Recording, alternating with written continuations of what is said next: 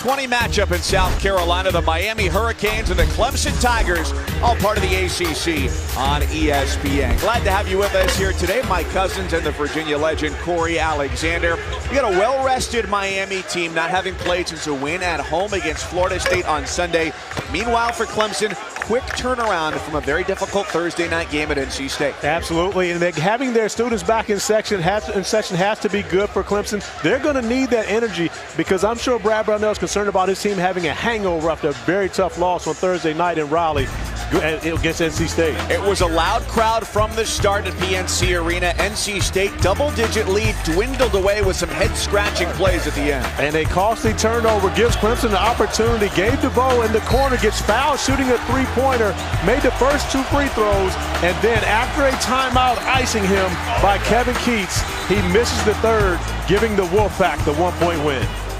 DeVoe, the senior in his first year as a full-time starter, finished with 12 points, 10 rebounds, but he'll hope for a complete effort that includes a win here this afternoon.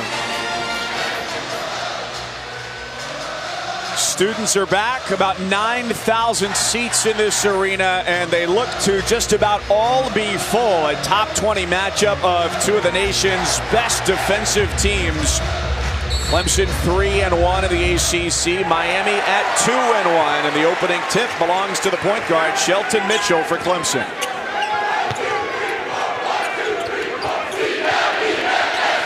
Starting five for the Tigers, one of just a handful in the country where everybody's averaging at least 10 a game, and it's a great start with a three-pointer from DeVoe. And Mike, that was by design. Brad Brownell making sure that his senior did not have the hangover from missing that free throw on Thursday night. Runs his first set for Gabe DeVoe, getting him a good look. DeVoe knocking down the three, and you see the defensive energy up for Clemson on their first defensive possession as well.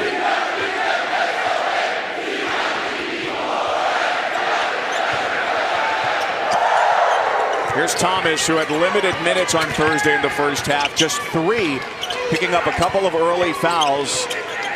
A big component of what they do in the low post as he drives and drops it off short. And this is almost like a scripted beginning to a football game. There were 2 set plays called by Brad Brownell, how he wanted to establish the beginning of this game. First, Gabe DeVoe, and then he wanted to get Elijah Thomas an opportunity inside. They got it. Thomas unable to finish, but he knows how important it is for his big man to have an impact in this game. 7 to shoot. Newton from 15 feet outside for Brown. His only option's a 3. And it's an offensive rebound. Hewell. Lawrence drives, delivers, and we'll go to the line. Nice take by Amp Lawrence, finding his way to the rim, but the offensive rebound by Hewell gives Miami a second chance opportunity, and Lawrence taking advantage of it. And that play is big for a number of reasons. One, Lawrence scores, gets an opportunity for the three-point play, but probably even bigger than that, Elijah Thomas picks up that first foul already with the less than a minute and a half played in this game, and is already headed to the bench as Mark Donnell comes in to spell the big fellas. Now, it's no knock on Donnell, but certainly not the same score that Thomas is. Who's the team's leader at 62% from the floor. But Donnell did have a nice game on Thursday, 13 points off the bench. He did, but I talked to Chris Caputo and Jamal Brunt, assistant coaches from Miami, before the game, and one of their focuses was to get Thomas off the floor because they say clearly Clemson is a different team when he's out of the lineup and having to watch in foul trouble.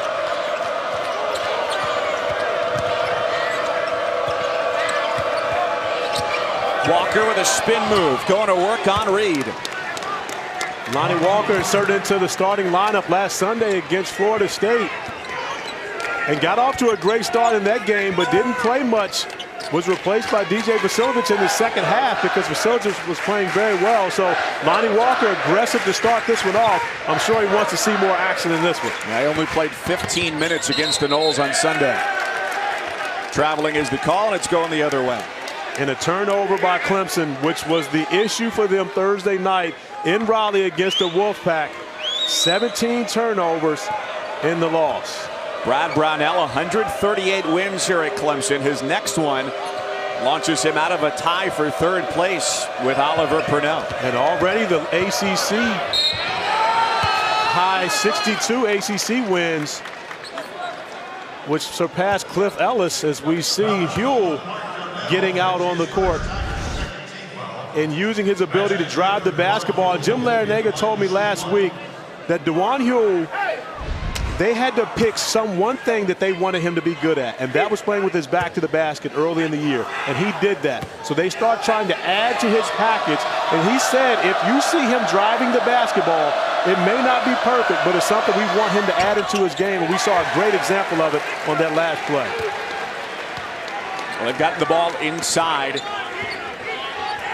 7-0 run with all those field goals coming in the paint for the Hurricanes. So far, it's just the DeVoe 3 for Clemson. Donnell to the basket, trying to go up between two defenders, and he draws the foul between Walker and Huell. It's the first on Walker, the freshman from Reading, Pennsylvania, and the former ESPN 100 player, ranked number 13 in the incoming freshman class.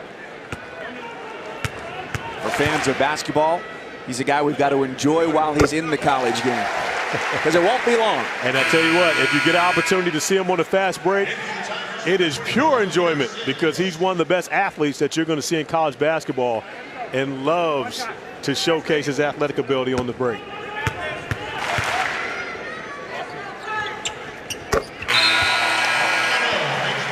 Donnell's got it. His reward is a seat on the bench. Amir Sims, the freshman, into the game for Clemson.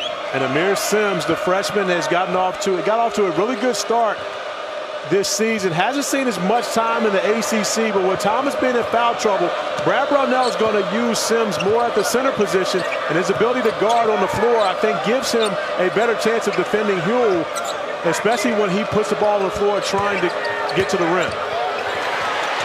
Well, they doubled down on him. Reed causing some trouble. It's Walker straight away. His three-pointer is good. Miami's hit their last 4 from the floor. Oh, and by the way, we talked about Walker's athleticism. He can do that too. Shooting the 3 is a bonus for Lonnie Walker. Coming up on the defensive end as well, denying DeVoe.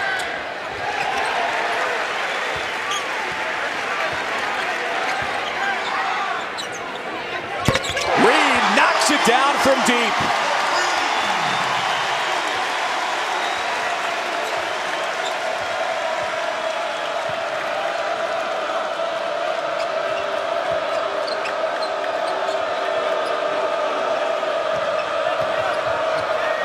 Newton had 2 defenders. Huell makes him pay as Grantham comes over late and picks up his first foul. 2-point game. Exactly 4 minutes gone here at Clemson.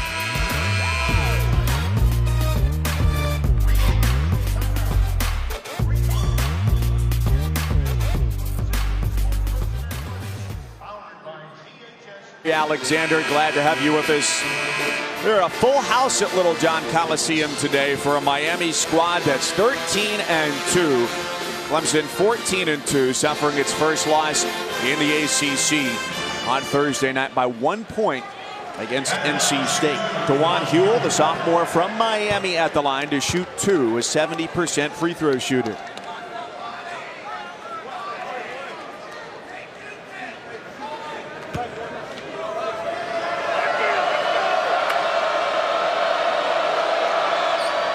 He's got them both. It's the Hurricanes by 4. And that's an area of improvement for Miami. They're shooting 75% from the free throw line during ACC play. This is a team that struggled mightily in the non-conference from the line, even though they got off to a 10-0 start. That was the one black eye on that resume.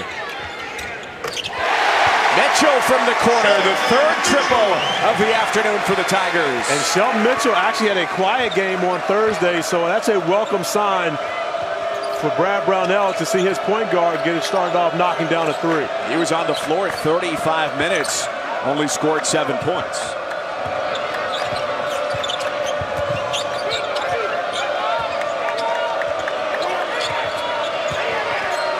Brown 5 to shoot. Huell outside of his range, puts it on the floor. Snared by Reed. quickly to the rim. Nobody at the backside. Tigers in front by 1. And Marquise Reed off to a great start here at home. Clemson's leading scorer is a very versatile player. Stuffs the stat sheet in pretty much every category and one of the best defenders on this Clemson lineup.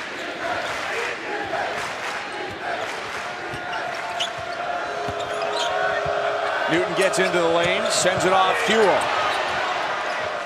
Only 3 to shoot. Newton penetrates, lays it in. I believe the officials are actually going to see that replay to see if, and they're going to take a look, if Newton got that out of his hands before the shot clock goes off. That was pretty close. But I know for Clemson, defending for 29.5 seconds to give up that opportunity, Brad Brownell can't be happy about that. Jaquan Newton loves to score, so he's hoping that one counts, as it will. Good bucket for Newton, driving to the rim.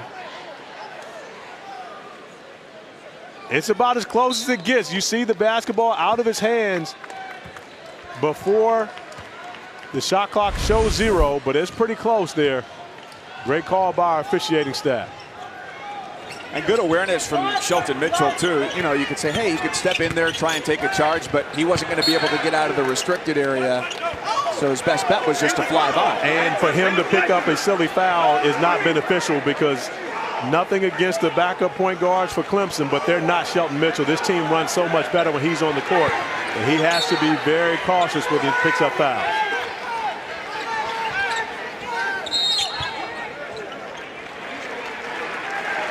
Foul is on Miami's Lonnie Walker. That's his second in the first 6 minutes. So his time is going to be diminished for the second straight game as DJ Vasiljevic comes onto the floor, the sophomore from Australia. Well, that's a freedom of movement foul there. Lonnie Walker just impeding the progress of Gabe DeVoe, trying to cut across the lane. David Scarr going to enter the game now for Dante Grantham. And, you know, Scarr will get a couple minutes here and there, but Grantham is a guy that Clemson needs to have on the floor and have him being aggressive the entire time he's out there, because he's so important to what the success of this team.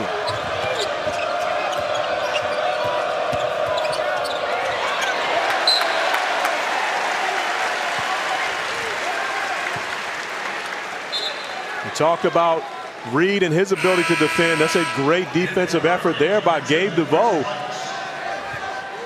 stopping Bruce Brown. And when he gets downhill, he's a handful to try to guard. So give Gabe DeVoe a lot of credit right there for keeping Brown out of the paint.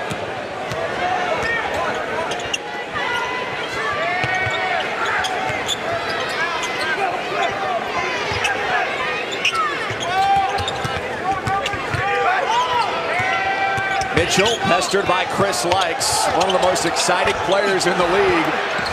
Second chance, no, and on a third try, Mitchell going up to the basket gets fouled. And Jim Larinaga talked to us about offensive rebounding and keeping Clemson off the glass.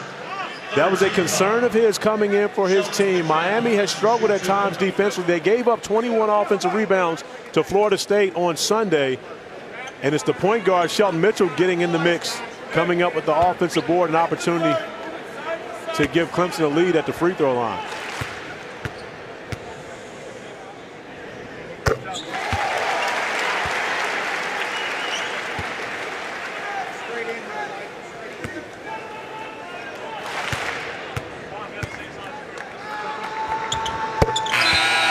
Tied at 14, now to 15-14 in favor of Clemson.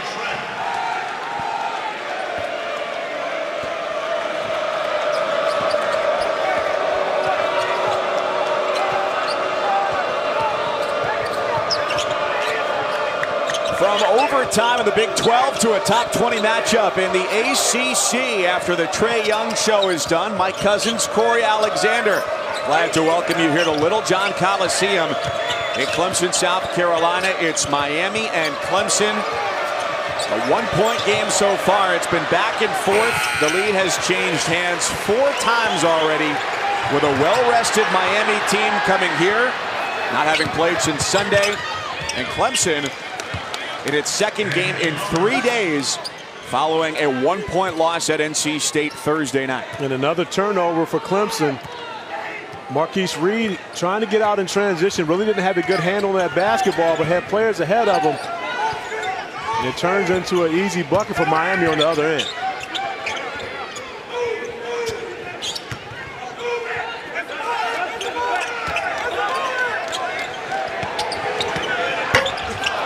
Tried from three, no good, out of bounds. And going the other way. Hometown crowd doesn't like it.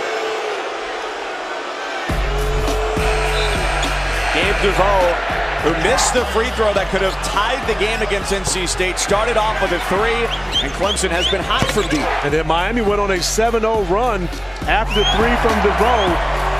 But Clemson coming back with a number of big buckets. Shelton Mitchell with the three. And you see both teams shooting. Miami shooting the ball extremely well from the field right now. The early story for both teams is who's sitting. Right now, it's Lonnie Walker, the standout freshman for Miami, in favor of the three-point shooter, DJ Vasiljevic. Good timing on his part. Oh, yeah. It'd be better if he had made the shot. And then for Clemson, Eli Thomas picked up a foul in the first 2 minutes, and he went to the bench. The extra pass, one too many. DeVoe's ball is picked off. The Hurricanes run the floor. And Bruce Brown to shoot a pair. Miami by 1 on the road, trying to take down Clemson.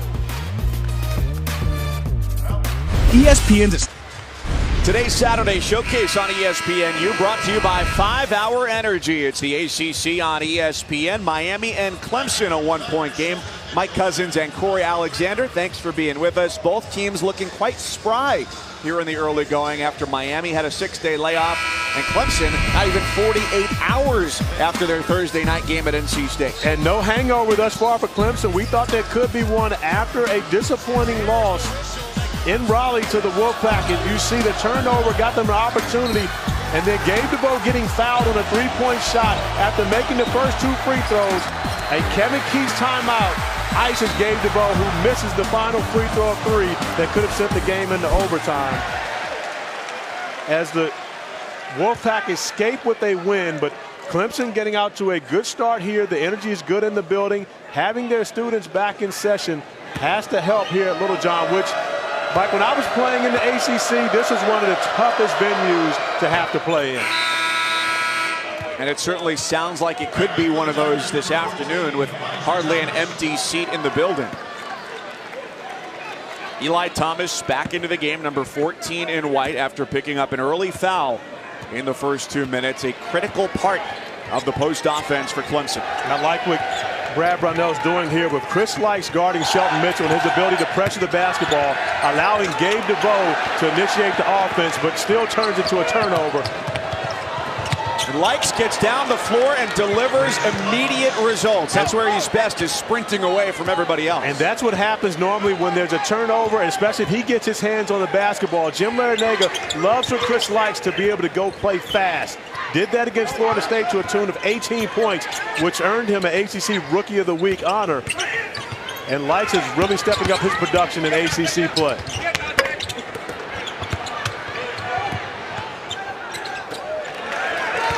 When we spoke with Coach Larinaga before the game, you got the picture that maybe it wasn't going to be a lot of playing time for Likes today, because he said he doesn't like him against a defense that packs it in as much as Clemson does.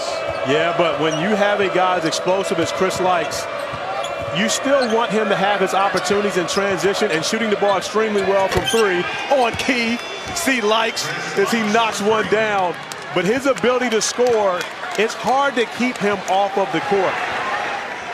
He shoots 40% from 3, second only to Anthony Lawrence. And DeVoe comes up with a response. His second 3 from identical spots. And honestly, I mean, just on a personal note, I'm happy to see Gabe DeVoe get off to a good start. We've seen how missing crucial free throws in a scenario like he did on Thursday night has really put players into a funk for a very long time. So good to see him putting it behind him and getting a great start here today. Difficult pass to try and make there. Likes looking for Huell. And the Hurricanes have Lonnie Walker back on the floor after the timeout. Number 4 in green with the 2 fouls. Into the corner, it's Walker for 3.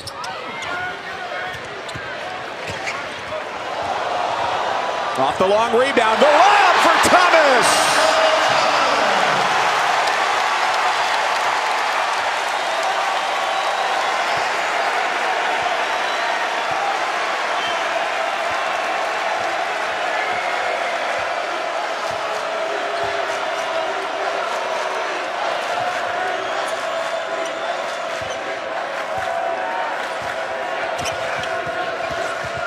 Walker penetrates, has it swatted by Grantham.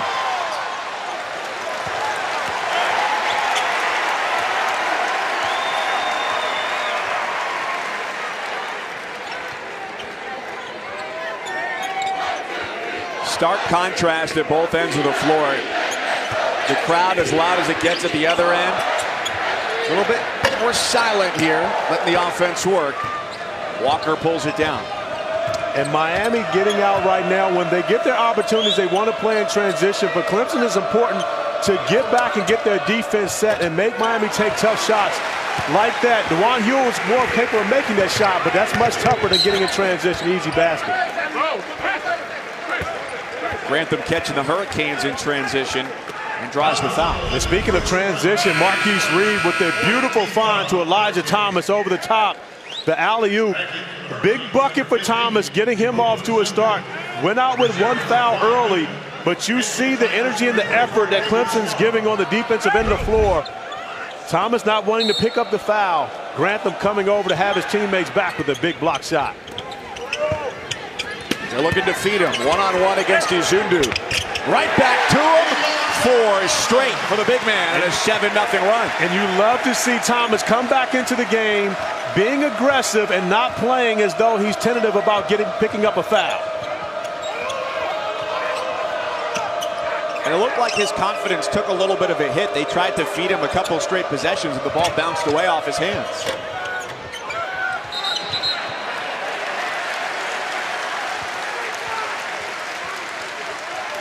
Fouls on Newton, the first on the Miami senior. Tie game. Both teams know the utmost importance of Elijah Thomas for this Clemson team. Miami wants him on the bench, but Clemson loves him on the court.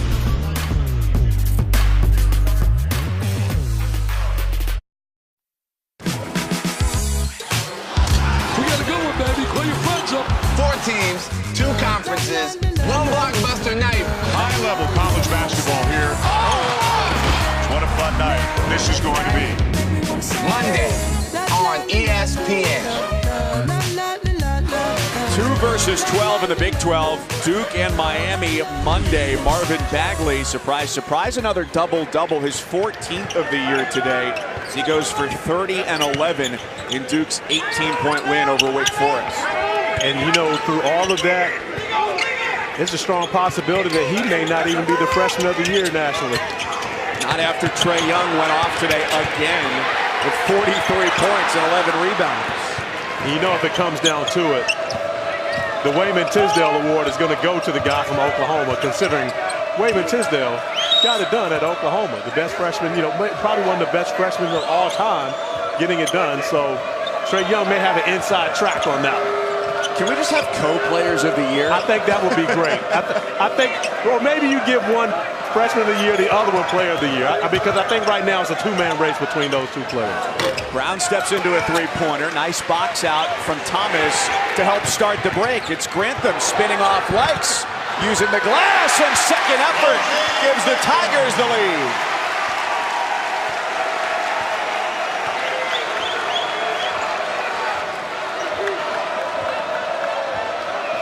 I really love the way that Dante Grantham has approached his senior year at Clemson, and his production has shown it. Not giving up on the play, missing a shot, but of course going back in another offensive rebound. And Jim Larinaga bothered every time by that, but loves to see this young man get it done on the offensive end of the floor. As he'll tell you, it's heart over height for a guy who's listed at 5'7", and most assuredly is not 5'7". In agreement, but his heart is huge.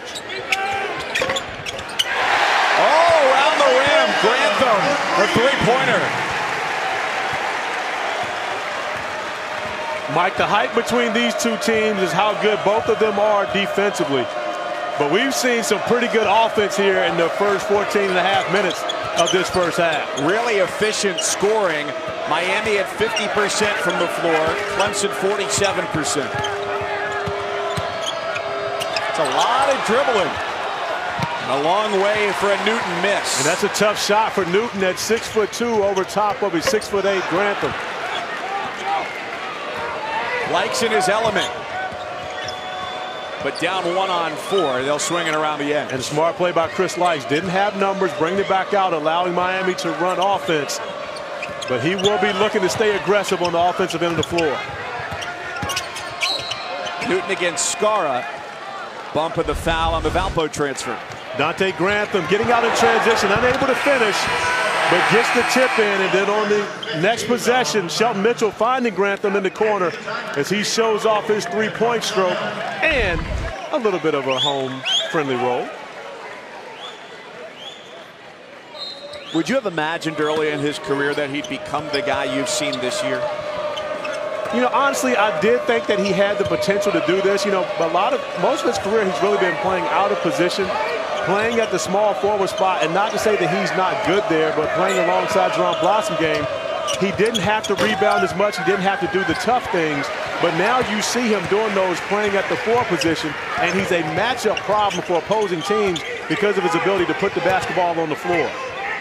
That fits right in with what Brad Brownell has said about this team relative to previous years, is that the pieces just fit together better. I agree with you wholeheartedly on that, and of course agree with Coach Brownell. They do fit well together because they have more shooting on the court. And with them having guys like Marquise Reed, Gabe DeVoe, even Shelton Mitchell knocking down three-pointers, Dante Grantham's ability to handle the basketball and make plays makes all those guys better. And then when you throw in the fact that Elijah Thomas is a strong post presence, now you can play 4 around 1 with Grantham having the ability to attack and rebound and push the ball out in transition. So I think the pieces do fit very well together. But I think that the fact that they've gotten back to playing Brad Brownell style defense helps this team as well. Number 11 in defensive efficiency per the KenPom ratings. Likes turns it over. Tonight at 6 on ESPN, we cap a great day of ACC hoops from the Joyce Center in South Bend, Indiana. Number 20, North Carolina. See if they roll a little bit more with that small lineup against a smaller team and an injured Notre Dame squad. It's going to be streaming live on the ESPN app as well as on ESPN. Well, Luke May and his ability to score is better facing up than he is more of a post presence. So Carolina playing that smaller style really gives them an opportunity to spread the floor and find another ways to score on the offensive end. They've had times struggling, of course, Michigan State and Virginia not even scoring 50 points, and that's almost unheard of for Roy Williams' coach teams. But somewhat expected against Virginia. Yeah, well, you get a pass against Virginia. They only allow 53 points a game, best in the country for the Cavaliers, who play tomorrow night against the Wolfpack. Yeah, and Miami not far off of that number. They're still under 60 points, a little over 59. So Miami 4th in scoring defense nationally. So you're talking about another one of those very good defensive teams here in the ACC. An unselfish Hurricanes possession ends in Clemson's favor. Tigers 4 on 5. Skara trying to tip it up and in. And he gets called for the foul. Wow, his second.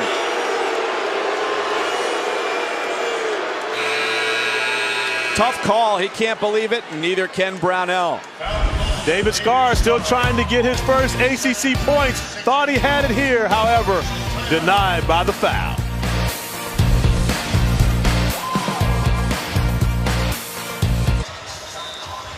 Welcome back to the ACC on ESPN. Littlejohn Coliseum is the site of a great matchup. Miami and Clemson, a couple of top 20 teams. It was Virginia and Clemson, the lone unbeatens in the ACC until Thursday night. And the Wahoos put that title on the line tomorrow at 6 Eastern right here on the U. And the same team that gave Clemson their first loss in ACC play, Virginia has to play NC State. So Kevin Keats and his team looking to try to knock 2 consecutive teams from the ranks of the unbeaten in ACC play, and also their 3rd straight ranked opponent they'd like to take out. It'd be 4. Well, you're right. It would be their 4th ranked opponent overall, but it would be 3 of 3 games if they're able to beat Virginia, because they were able to beat Duke, of course, at home, and then Clemson at home. So now they come up against the number 3 ranked Virginia Cavaliers tomorrow night on ESPNU at 6 p.m., just in case those of you would like to check in. Oh, well, you happen to be there? Is that how you know all the details? Well, you know, I do what I can do when I can do it.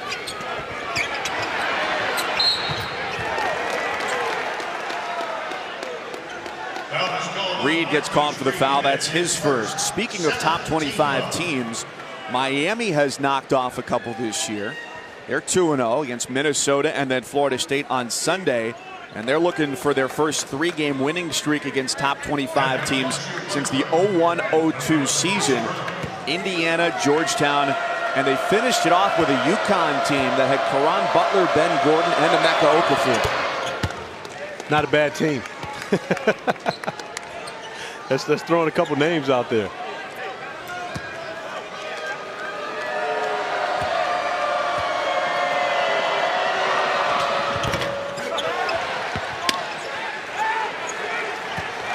If there's been any blackout in this game for Clemson, it's the fact that they have 7 turnovers already. We mentioned 17 turnovers against NC State and only their 2nd loss of the year. And their 1st loss of the year against Temple, they had 18 turnovers. So that's been the one thing that has plagued the Clemson Tigers in their losses this year, is turning the basketball over and not getting shots, because you see what can happen when you get shots on the other end, especially for Dante Grantham. Did Huell respect his shooting ability? Not enough, because you can't give him. But, you know, that's a tough cover for Huell as well, to be able to go out there and guard a guy like Grantham. But that's part of the big lineup for Jim Larinaga, and one of the reasons why Anthony Lawrence is now at the scores table going to check in for Coach L, because when you play against Dante Grantham, it's very difficult to guard him with a power forward, his ability to put the ball on the floor and shoot the ball from the perimeter.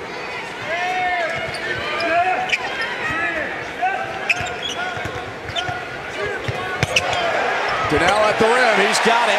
Largest lead by either side has been 7 points for Miami.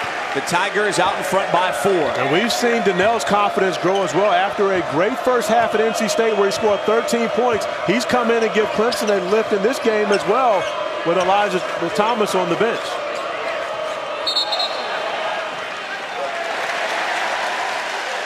Newton in disbelief. NBA Sunday special for you on ESPN, 9 Eastern, 6 Pacific. It's the Blazers and the T-Wolves. You can catch it on the ESPN app as well as on ESPN. Portland, back-to-back losses. Meanwhile, Minnesota's hot right now. They've won 4 straight, all at home, and they keep home floor for this one. Minnesota and hot. I'm not sure if you can put those 2 words in the same sentence. Says the guy who doesn't plan on moving out of the South at any point in his life. No, I can remember playing in those games and getting off the plane at 2 in the morning on a back-to-back headed to Minnesota, and there was nothing hot about that. Brown eyes up. He's looking at the rim, and with good reason. And that's where Brad Brownell wants to keep Miami out of transition. Miami at times has struggled scoring the basketball in half-court sets, so you can't allow them to get out in transition and get easy baskets, but Bruce Brown is hard to handle when he gets a full head of steam. The drop-off. Late whistle comes as Brown with the bump on Donnell from the backside. Coming up at the half, we'll give you a look around the early action in college basketball as well as the ACC. No doubt you'll see some highlights from Oklahoma's overtime win against TCU as Trae Young dropped 43 points on the Horned Frogs. Oh, and it was also a double-double for him. It wasn't just a 4. He actually had 11 rebounds in this game. And at last check, I did not see the final stats. This was late in overtime. I saw 7 assists. Slacker. What was he doing out there today?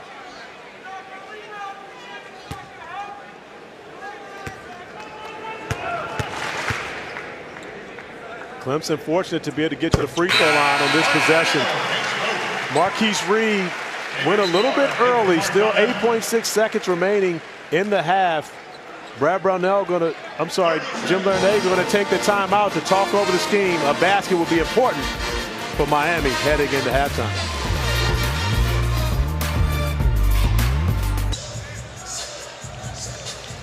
Number 18, number 19, a 4-point game. Clemson out in front, looking for win number 15 of the year. After last year, winning only 17 games in total. And lost a lot of close games last season.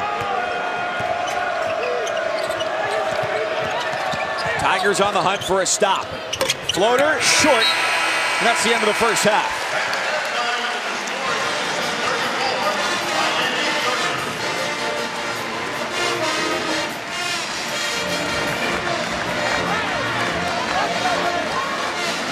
Tigers are perfect when leading at the break. Balanced scoring as they've done all year. Coming up after the break, Adnan, Seth Greenberg, and Alfonso Ellis. Our halftime report.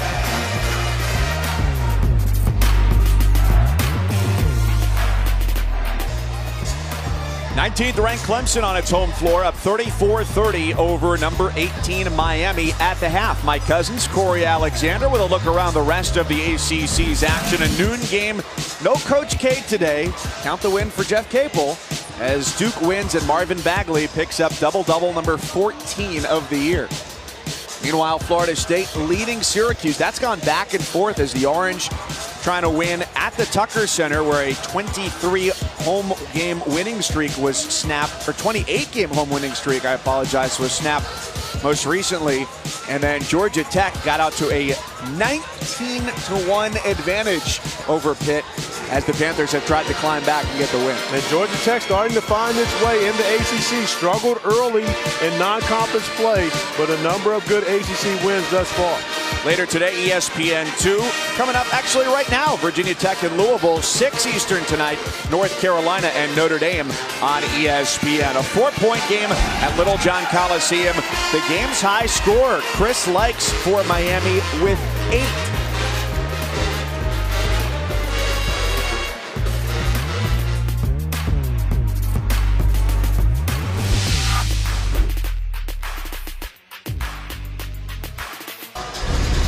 Welcome back to the Saturday Showcase presented by 5 Hour Energy. A couple of top 20 teams in the ACC, Miami and Clemson. A 4-point difference in favor of the Tigers. Glad to have you back here with us. I'm Mike Cousins along with Corey Alexander. So 4 points, that's what separates these two. What's been the difference through 20 minutes? Well, the difference has been Miami getting out in transition. They've been great, but the offensive rebounding for Clemson has given them a bit of an advantage in this game. Jim Larinaga was concerned about that coming in, and Clemson has definitely flexed his muscles on the glass.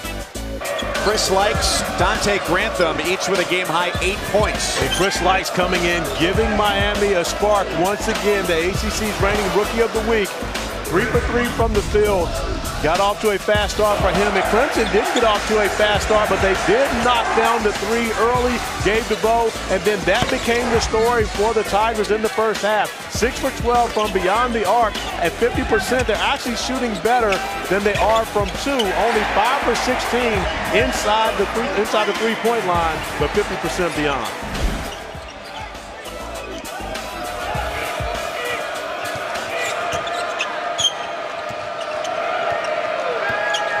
A little bit of foul trouble first half for Miami. Bruce Brown had a pair, as did Lonnie Walker.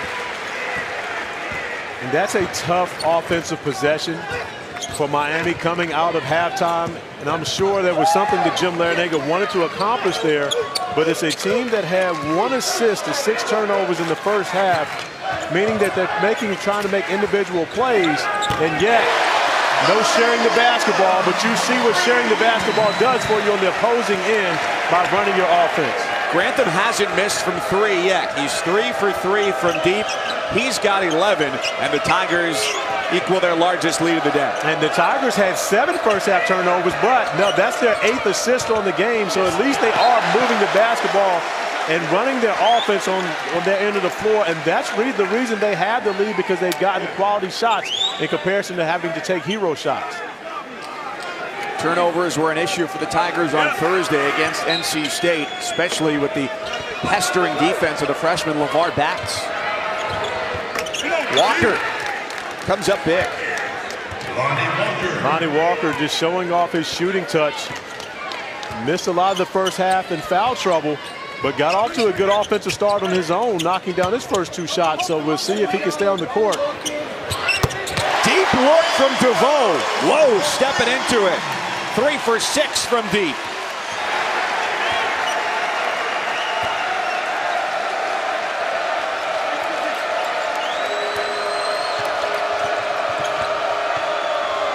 Ewell sends it for Lawrence.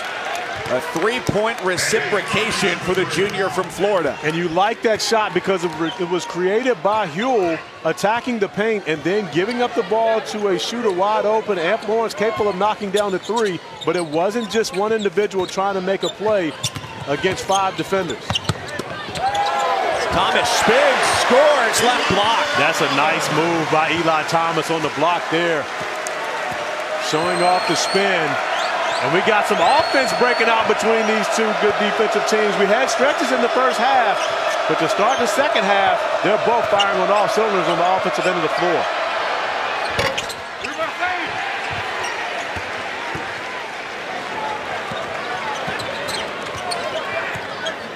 Coming into this game, you thought it might be first to say 55, but it looks like we're going to be on pace for a little bit more than that. Well, yeah, Miami not used to giving up 60, so therefore you know they were going to bring the defensive energy. Whether Clemson could match it or not was the question, but on the offensive end of the floor, Shelton Mitchell finding Elijah Thomas, and the beautiful spin and back to the left hand to finish. The bucket for Thomas as he gets off to a much better start here in the second half than the start of the game. Guy who's dedicated to changing his body, the way he eats, the way he works out, has dropped a significant amount of weight over the last 3 years. Ewell goes over the back, first on the Miami big man. And you can see Jim Larinaga really trying to isolate Elijah Thomas at the top of the key to see if he can guard DeJuan Ewell.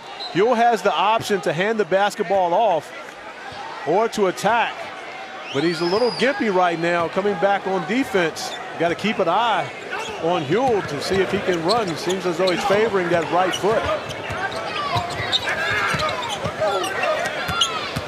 DeVoe curls off for Thomas. Oh, and he just missed it.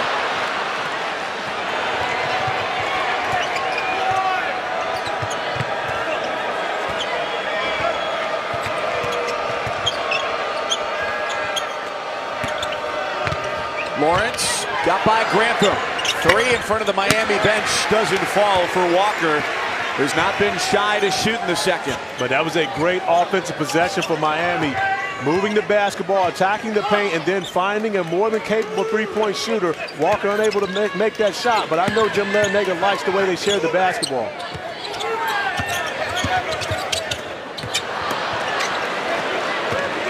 Walker comes up with a steal. The big man Ibuka Izundu coming in at this whistle. No shot, and the foul is on the floor against Shelton Mitchell.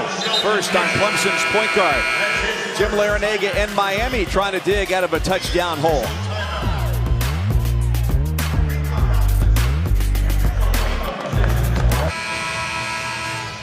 Today we remember the former ABC Sports announcer Keith Jackson, who passed away at 89 years old. The first voice of Monday Night Football in 1970, still just one of 5 to ever be the play-by-play announcer for Monday Night Football. With ABC's Wide World of Sports, he went to 31 countries, saw 10 different Olympics, coined the nickname The Big House at the University of Michigan. We remember Keith Jackson, passed away at 89 years old. A guy who for generations, Corey, was the voice of football. And for me, a little bit too young to remember him that way, but I know for you and many people, he was the guy who, when you turned on the TV, you knew that was a big game. And he had such a distinctive voice, and that's exactly right. His distinctive voice was so synonymous with big football games. And I'm going to act like, you know, because we're talking about Keith Jackson, I'm going to act like you didn't just call me old. But you know, we're gonna let that fly for right now because that's Keith's moment. It's all relative. Don't think that I didn't hear that shot you just took at me. But I did it in a nice way. You did. You did. And it's interesting to think about, you know, for me as a younger guy, 28 years old, we live in a day and age now where there may never again be one signature voice of any sport because of how many games are televised in 2018. Yeah, and when you think, of course, as technology has taken upon, you know, what has happened with technology in sports, so many different games on so many different platforms. But when you could just turn to a couple different channels and you saw Keith Jackson, you knew it was a big game on that day because they didn't just put them on any average games. It was big time. This one big for both of these teams. Looking to avoid ACC loss number 2. Miami 2-1 in the conference. They've only lost twice. Clemson has also only lost 2 times. Thursday against NC State. In the pre-ACC portion of their schedule against Temple. They're 3-1 in the league. Thomas, who just picked up his second foul, goes one-on-one, walled up by Izundu. Nice pass for Reed, who's rejected by Brown. And then Reed is called for the foul. And that's one where Marquise Reed, and of course, he's frustrated about the fact that he had to get the basketball back in a tough situation and try to get a shot off there at the end of the shot clock. Great defensive effort there by Bruce Brown. I'm not sure there if that was the right foul to take that and Reed to pick up that foul because, of course, he's one of those guys. He played 40 minutes against NC State on Thursday. He doesn't come off the floor, and so he doesn't want to put himself in a position where he takes silly fouls and could possibly find himself in foul trouble. Lawrence in rhythm.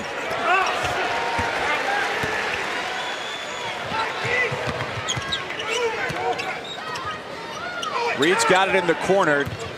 Team high 34 minutes a game.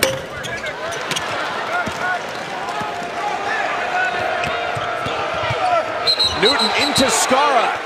Offensive foul on Jaquan Newton. Our first big Monday of the season on ESPN's a Sonic blockbuster. Marvin Bagley III and number 7 Duke taking on these Miami Hurricanes, 7 Eastern. And then a big game in the Big 12. Number 12 Kansas and second-ranked West Virginia in Morgantown. Both games available on the ESPN app. And Kansas's roster gets bolstered today. Silvio De Sousa finally declared eligible by the NCAA. And not just got bolstered today. De Sousa actually had the opportunity to watch his first entrance into the Kansas lineup. He had a turnover on his first possession, but yet the team was happy to see him there. Newton flushes it, 4-point game. And that was a big possession for Miami defensively to get Jaquan Newton going. He hasn't had much impact in this game offensively, and that's his strength. A young man that averaged over 13.5 points per game last year is down on his offensive production this year, but Jim Larinaga needs for him to have an impact on the game on both ends of the floor. Their only senior scholarship player. A drought of more than 3 minutes for the Tigers. And it continues on the miss by DeVoe. And this is where Miami's dangerous. Whoever rebounds it can push it, and it often turns into a good shot in transition.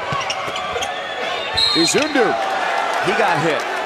The junior from Nigeria will go to the line and shoot just his 17th and 18th free throws of the year. But by Lonnie Walker coming up with that rebound and pushing it out in transition, 4 different Hurricanes touched the basketball in that possession. And it's a quality offensive possession getting Izundu to the free throw line. Of course, he has to take advantage of the opportunity.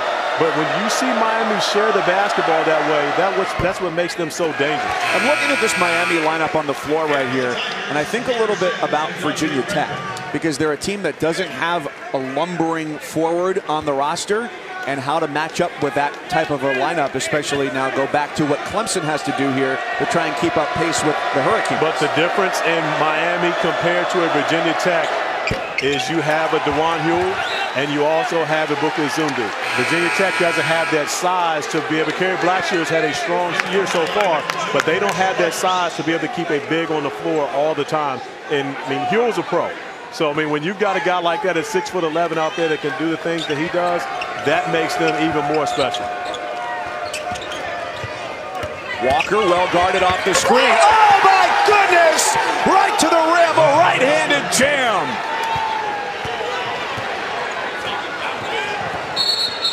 Corey, that came out of nowhere. Nowhere for who? You remember at the beginning of the game when I talked about his athletic ability and what he likes to do normally on the fast break, but this time in traffic, Lonnie Walker going up over Amir Sims for the finish. It doesn't matter who's in his way. Lonnie Walker still capable of finishing.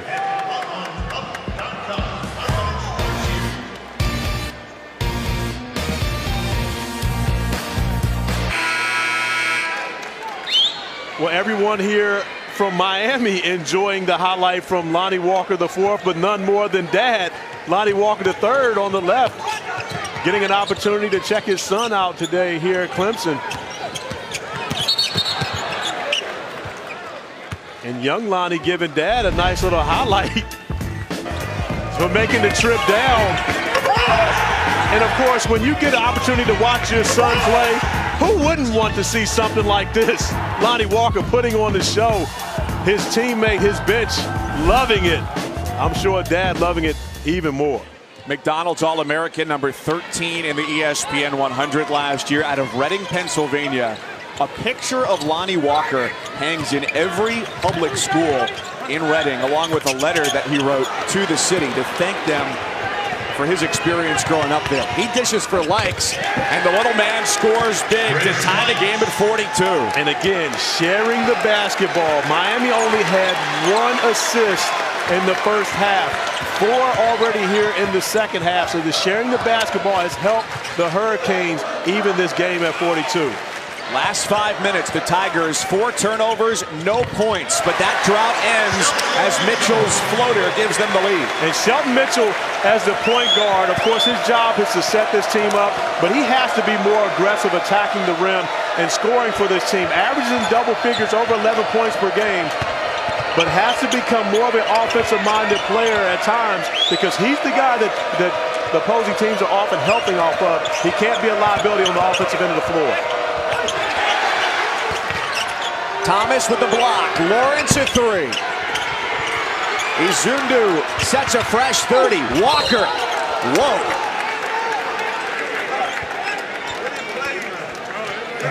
See, for many, when you see Lonnie Walker make plays like this, it's exciting. And not to say that it's not exciting for me, but we got an opportunity to see his dad again. It's nothing new for people who have seen Lonnie Walker walk through the air and make plays that honestly at times you would think are humanly impossible, but he does it on regularity.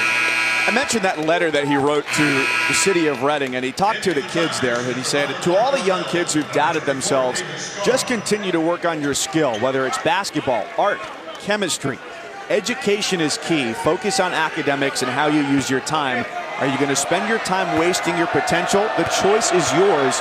Be true to yourself because anything is possible. That's in every school in Reading, Pennsylvania, all the public schools. That guy is an inspiration for a lot of kids. He really is, and a very intelligent young man. Actually, you mentioned him in the McDonald's All-American game. He won the state championship the night before, got up at 4 a.m. to get on a plane to fly to the McDonald's game. So he was off a little bit as far as his timing the entire week, but still was able to get out and put on a show when it was time to get on the court.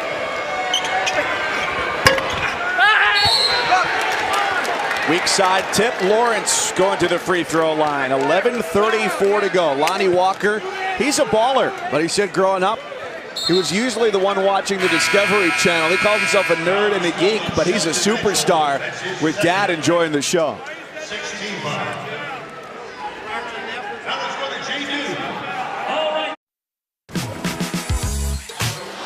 We got a good one, baby. Call your friends up. 4 teams, 2 conferences, 1 blockbuster night. High-level college basketball here. What a fun night this is going to be. Monday on ESPN. Mike Cousins, Corey Alexander, glad you're with us here from Clemson. A great game between Miami and Clemson. 11:30 to play. ACC Big 12 Monday night. In your opinion, which is the better league? Do you remember who you're asking? Yes, Virginia standout Corey Alexander. I am under the impression that the ACC is the best league every year.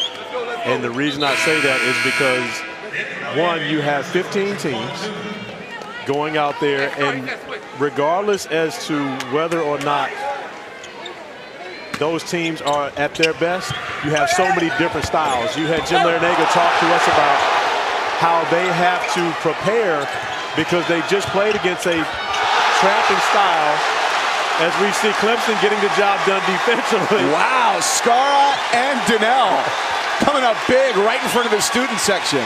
But that's it. You have to play against so many defensive styles in the ACC. Clemson packs it in and defends the rim. Florida State goes at you 94 feet. Virginia flat out locks you down.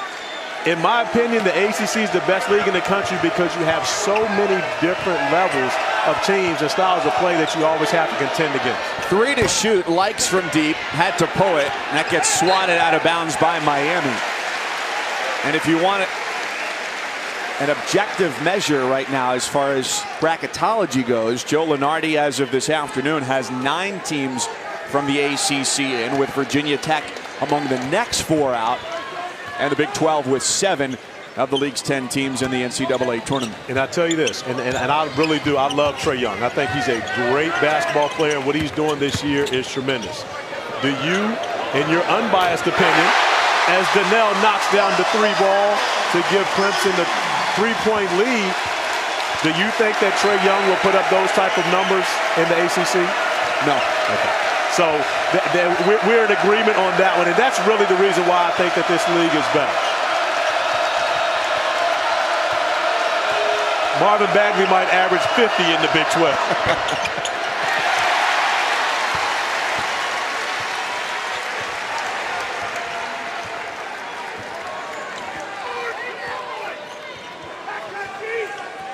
Nine 3-pointers already today for Clemson. That's the most allowed this year by Miami. 3rd best 3-point defensive team in the country coming into play today. Walker had it, lost it. The Tigers with a chance to grow their lead.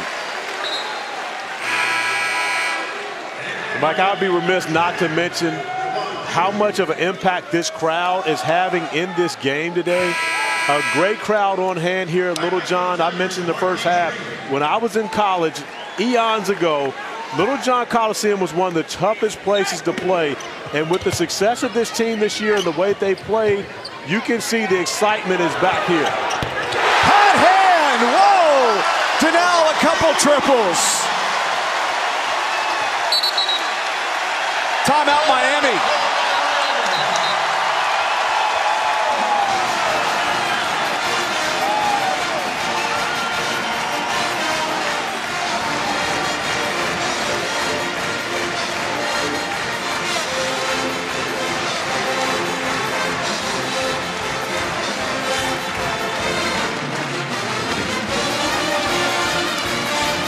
Mark Donnell had made 6 threes going into Thursday's game, and now in the last game and change, he's made 3 of them. And we've seen him come in and spell Eli Thomas and have big moments, but here on this home court in a game that Clemson needs. I mean, of course, right now it's too early to say that there are must-wins in the ACC, but when you look at what Clemson has coming up in their schedule, this is a game that I'm sure they have circled that is important for them to get because they have a very tough stretch coming. They'd allowed 8 3-pointers made against them on 3 separate occasions. None of those were losses. The 2 times they've lost this year, they've shot under 40%. And right now the Hurricanes are at 36 on the game. Well, Miami is 3rd nationally in 3-point field goal percentage defense. They give up 27% or less. And actually held Florida State to 5 for 24 from beyond the arc in their last game. So they're not used to seeing these type of 3-point numbers go up against them. Walker goes window to try and help quiet the crowd. He's got 13 for the Kings. And this is the area right now. If you're Clemson, you've got to be very careful as to who is bringing the basketball to the floor. If whoever Chris Lights is guarding, you want to go to the opposing guard to allow them to be able to handle it because he can be a one-man press on his own. Tonight at 6 over on ESPN. We'll take you to the Joyce Center in South Bend. We'll take you to the snowy cold so you don't have to go there yourself as the North Carolina Tar Heels visit the Notre Dame Fighting Irish, who are still probably a game away from getting Matt Farrell, their point guard, back on the floor out with that sprained ankle, which has been immensely frustrating for him. I'm sure it has. I was actually in South Bend the game that he rolled his ankle. It was also the game that Mike Brey surpassed Digger Phelps as the all-time winningest coach in Notre Dame history. Digger handing the basketball off to Mike Brey, and you're talking about Mike Brey, a fabulous coach, going into Syracuse last week while we were there and getting a win against the Orange without Bonzie Colson, of course, and without Matt Farrell. And Syracuse right now in the battle at Florida State, trying to come up with an ACC win for their own.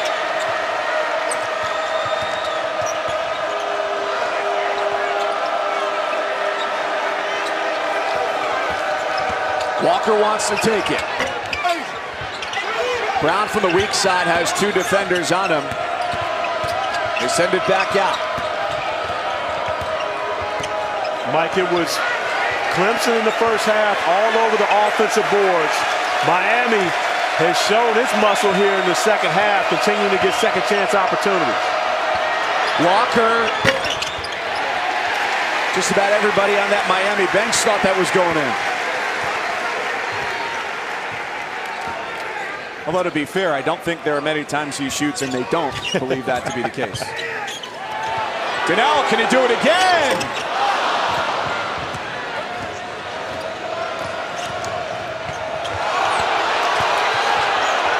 Newton drives, kicks for likes. Traveling.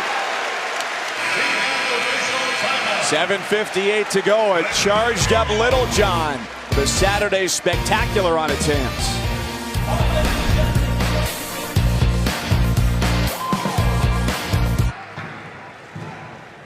This is Stephen Fleming, one of the managers for the Clemson basketball team. He's not just a manager, though. He's part of a program called Clemson Life. Learning is for everyone. It's a post-secondary educational option for students with intellectual disabilities here at Clemson.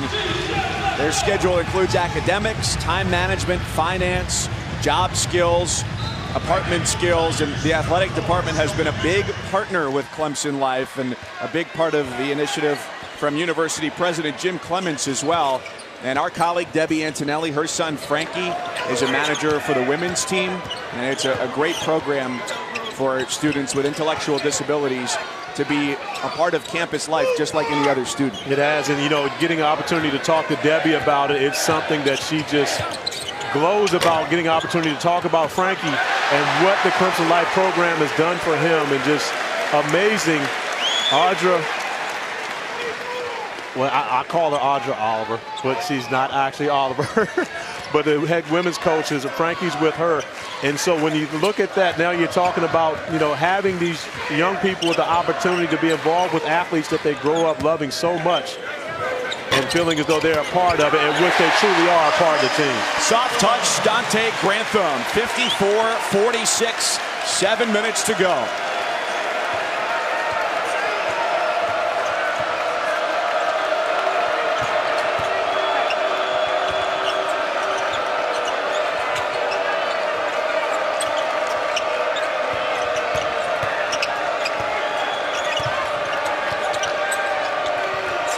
Kane's waiting for the right look. Lawrence in the corner gives it up. And Walker with a contested three. Second chance. Amp has the energy and 2 points. And that's now the 11th offensive rebound of the second half for Miami. And I know Brad Brownell had to have had a conversation with his team in the huddle in the last possession. They've got to find a way to keep Miami off the glass. That's really been the saving grace for the Hurricanes here in the second half. Grantham blows by and scores!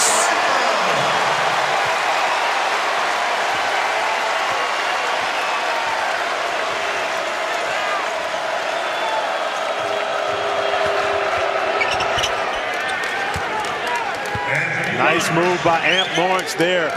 And when you look at these matchups, there are very few teams, especially in the ACC, that can match the ability of Dante Grantham to put the basketball on the floor. But Miami is one of those teams that can, because Amp Lawrence really is another one of those guys who played point guard in high school and now playing at the 4 position. But he's capable of rebounding, pushing the basketball, and making plays out on the floor. Speaking of making plays, Grantham going baseline, and the finish to excite the crowd here at Littlejohn for his 15th point of the afternoon. The whistle against Miami's Bruce Brown, his 3rd foul. Ian Walker with 3. Lawrence leads the break, the reach-in on Grantham. You know, as we see the game evolve, you have guys like Grantham, like Anthony Lawrence, guys who are really guards and just in bigger bodies, but with the ability to put the basketball on the floor, make plays for themselves and their teammates. And we've seen that at both ends of the floor here over the last couple possessions. We've seen Grantham with a nice dunk, but Amp Lawrence has come up with the offensive rebound putback and a nice drive and finish, and the opportunity at the free throw line to score 6 straight points for the Hurricanes. At the stripe here, 67% free throw shooter. It's been great recruiting for Miami. Jim Larrañaga now in year number 7. To be able to find guys like that who work well within the confines of exactly what he wants to do. First foul on Likes, and the 16th foul. We talked with Jim Larrañaga earlier today, and he mentioned not just his battles with Brad Brownell here in the ACC, as Brownell's in his 8th season at Clemson and Jim Larrañaga in his 7th season at Miami, but these two guys go back to the CAA days when Coach Larrañaga was the head coach at George Mason, Brad Brownell at UNC Wilmington. And he basically said, you know, back then we probably had 1 or 2 offensive options. Now everybody on the court can score, but they used to have some big-time defensive battles. Scores maybe in the 30s or 40s rather than heading toward the 60s or 70s. Larrañaga today, this is the 76th game in his tenure in just 7 years that they've played as a ranked team. And you go the previous 63 years, they had 76 games as a top 25 team. That goes back to the beginning of the Pole era in 1948. Well, now remember, Miami did not have basketball for a while. Right. They had a long layoff without basketball from 71 to 85.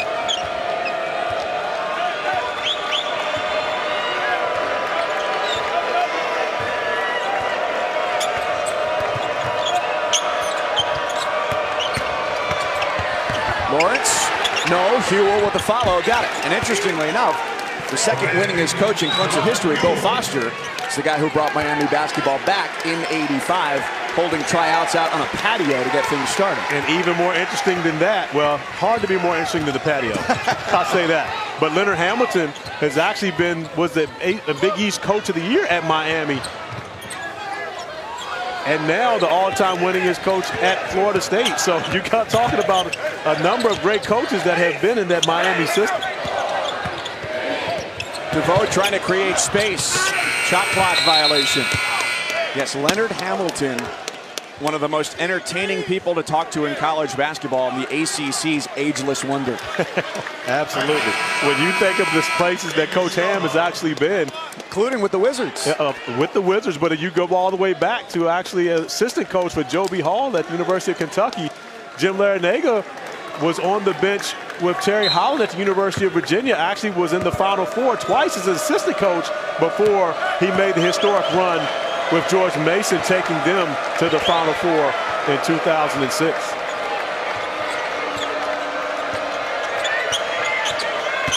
Hurricanes down 4. Brown challenge. Another offensive rebound. And that really, the fans even here are now starting to see the trend that's been happening in the second half. Walker feeling good as he steps back and delivers 2 more. He has 15. You know, Mike, you and I talked with Coach Larrañaga before the game, and we mentioned the lineups. This is a different lineup than finished the game against Florida State in a win for them last Sunday. DJ Vasiljevic was on the floor then, but you notice no Jaquan Newton once again in this lineup, as Coach Larrañaga likes to go with the hot hand. It's Lonnie Walker going to be on the court And he talks about guys that earn the minutes during the game, get them at the end, the hand that he can trust.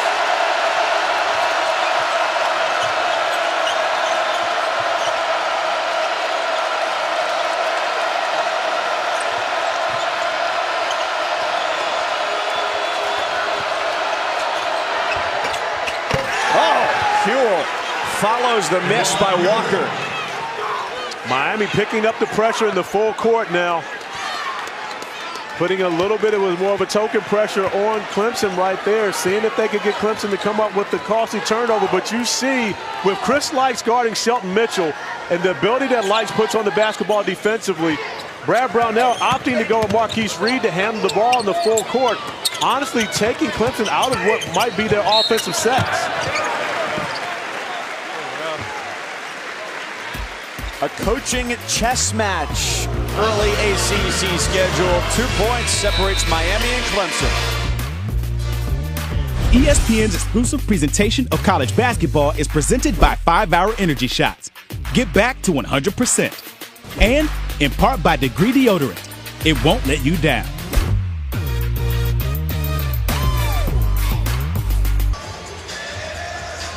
Two top 20 teams coming down to the wire here at Littlejohn Coliseum. 2:16 to play. Clemson with a quick turnaround after Thursday's game against NC State with the lead. And Miami shooting just over 40% in the second half, but 14 offensive rebounds for 14 second chance points has been the difference maker for the Hurricanes here in half number 2.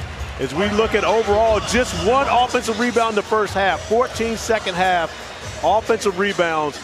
And I'm sure Brad Brownell had to implore his guys to keep a body on someone on the other end of the floor when a shot goes up.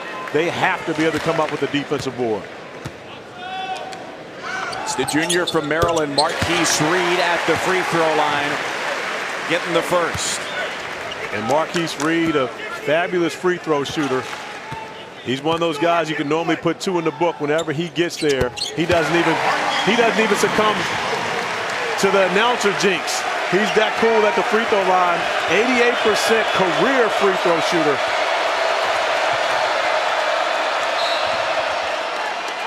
Walker's getting a touch every time down the floor. Well, Jim Larinaga is going to the matchup that he likes the most, and that's Lonnie Walker versus Gabe DeVoe. And seeing if Lonnie Walker can make things happen, finding his way to the rim. David Scarr actually on the floor for Clemson in that possession because of his defensive prowess, but offensively they're coming back with Shelton Mitchell to handle the basketball.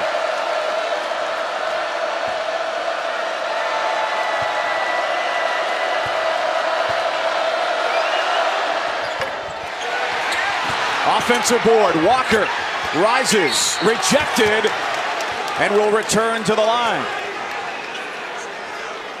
And Mike, this is just one of those scenarios that when it rains, it pours, because now I'm sure the offensive rebounding is at the forefront of the mind of the Clemson players, but now the ball just doesn't bounce your way because you've allowed it to go so long, and you see the way that Miami is making the effort to attack the offensive glass. Anytime a shot goes up, it rains and pours scenario for Clemson, but they have to stick with it and just find a way to keep those guys off the glass. But it's not going to be just one person. It's got to be all 5 Clemson defenders keeping them off the board.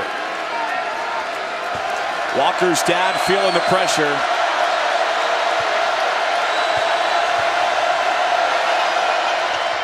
"11 of Walker's 16 points have come in the second half." Did you see the pressure once again, forcing someone else to handle the basketball? That's why it's a luxury to have a guy like Dante Grantham, who actually played the point guard position in high school. And of course, as I talk him up, Amp Lawrence almost comes away with the steal. But Chris Lykes is that good defensively, and Brad Brownell has that level of respect for Lykes that he's not putting the ball in the hands of Shelton Mitchell to have to bring it up 94 feet against Lykes.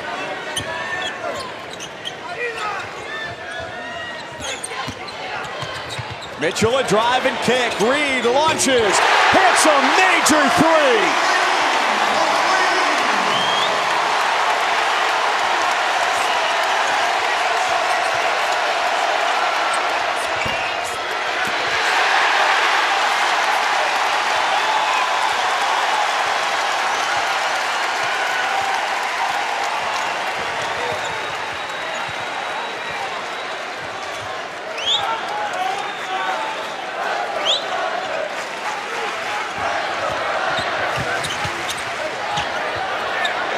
another try.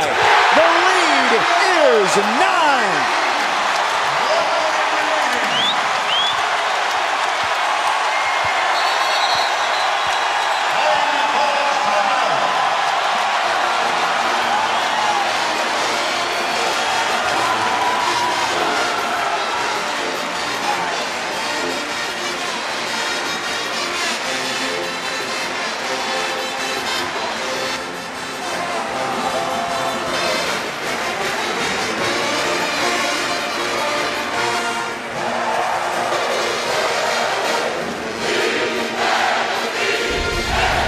The three-pointer has been the answer all night for the Clemson Tigers. Marquise Reed finding Dante Grantham in the corner for the big three. Consecutive three-point baskets made by Reed off of a beautiful find from Shelton Mitchell. And the 12 three-pointers from Clemson are a season high as they've needed them all here against a defensive-minded Miami squad.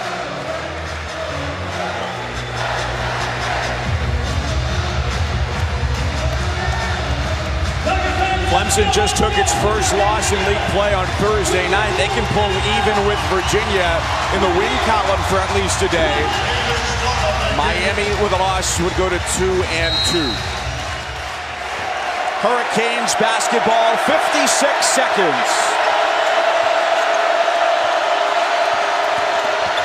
They clear out the lane for Brown to drive it.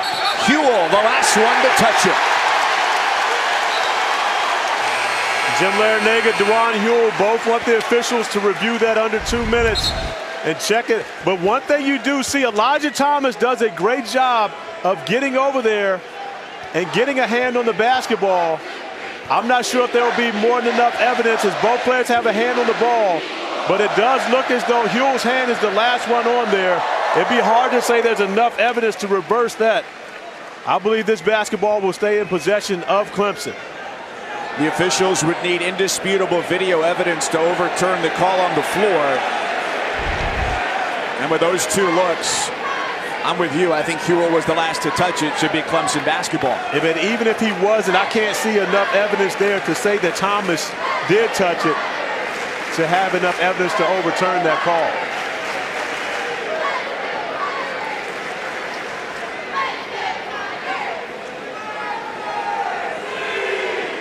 That's almost like a great defensive play by a defensive back to break up a pass and not allow Huell to be able to gain possession of that. Thomas coming in and just affecting that basketball will get possession back for Clemson. After the video review, Clemson does keep it, so Miami's got to defend here. What's the strategy talk like with the Hurricanes? Well, with it being a 9-point game right now coming out from Miami, I would expect for them to go with some 94-foot pressure. And if they don't get a steal early in the play, just to foul and try to extend this game because they're down now 3 possessions. That's saying you have to make 3 threes. So you're going to need a lot of time. 46.9 is more than enough time, but you got to play the right way and bank on Clemson missing some free throws.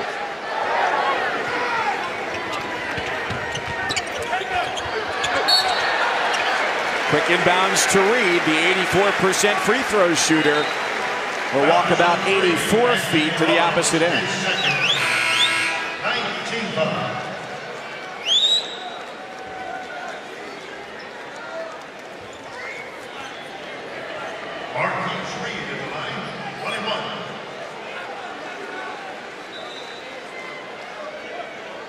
Reed, the team's leading scorer on the year at 16 points a game. 10 points today.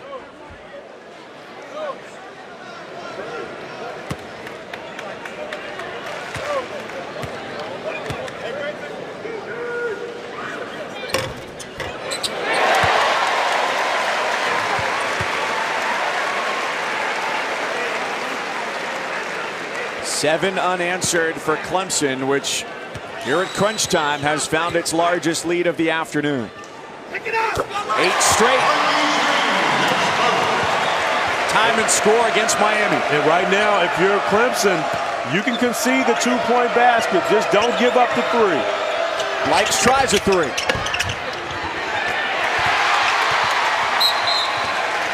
And Huell stops the clock with a foul. The crowd sensing victory may be imminent. Tonight, 11 Eastern on ESPN. Full breakdown of Raptors Warriors, with Toronto trying to beat both NBA Finals teams in back-to-back games. Plus, a look at how Trae Young had a huge game today against TCU.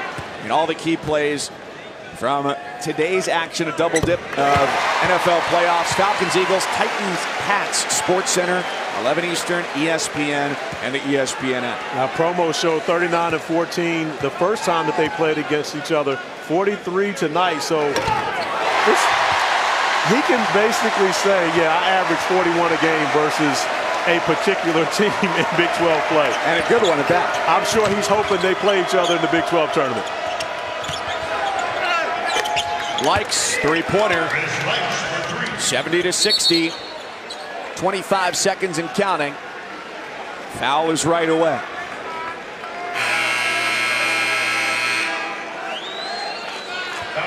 Mentioned the importance of this game for Clemson. And although it wasn't a must-win, why it was so important, the Tigers, if they get a win here at home, they have to go to North Carolina. We all know the story on Clemson and North Carolina. They've never won in North Carolina in 50-plus years of playing against each other. They have Notre Dame back at home. Then they have the trip to Virginia and at Georgia Tech. So the schedule gets even tougher, as though the schedule's not always tough in the ACC, but it gets pretty tough for Clemson coming up. And, of course, Duke coming into Coral Gables for Miami on Monday, so a quick turnaround for the Hurricanes to try to recover from their performance here tonight.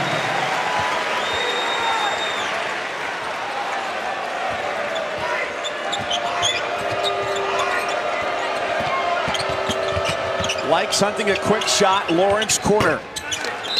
Timeout Miami. Jim Larrañaga uses his last one. The Hurricanes encroach within 9 once again. Already earlier today, Duke with a win against Wake Forest. BC going out of conference for the last time. They won by 14 against Dartmouth. Georgia Tech had a win against Pittsburgh, and Syracuse and Florida State went to double overtime. Florida State needs that one 1-3 in the ACC to start. Those are the type of games you want to play in. Everybody got their numbers today. When you're talking 100 points played in a college basketball game, everyone had a good offensive night. A little bit closer than they would have wanted, especially with Terrence Mann, their leading scorer, out today. So that was a blow for the number 23 Seminoles. And then North Carolina at Notre Dame tonight. Those were the next two teams having to go to the Dean Dome for the Tigers. And you go down there and you say, hey, Virginia, you know it's going to be tough defensively. Georgia Tech is going to be no walk in the park either, because as we talked about on Thursday night, road teams in the ACC, with the exception of 2 wins at Pittsburgh, were 5-21. It's just hard to do. And Georgia Tech already has wins over Miami and Notre Dame at McCamish Pavilion. So Georgia Tech is a different team when they're playing at home. A tough start to the year, but definitely no easy win trying to go into McCamish and knock off the Yellow Jackets. They're 3-1 in the league now, and the best defensive efficiency in the league. Mitchell into the front court. The Tigers, after a heartbreaking defeat Thursday night in Raleigh, get it back. 15-2, 4-1 in the league for Brad Brownell and the Tigers, number 19 in the country, and looking to rise with a new poll on Monday. Exciting game here by two really good teams. The ACC is in great shape with this level of competition. Grantham, the game high 18. So for our entire crew, my partner Corey Alexander, my cousin saying so long. We take you to College Basketball Live, Hoop Scoop.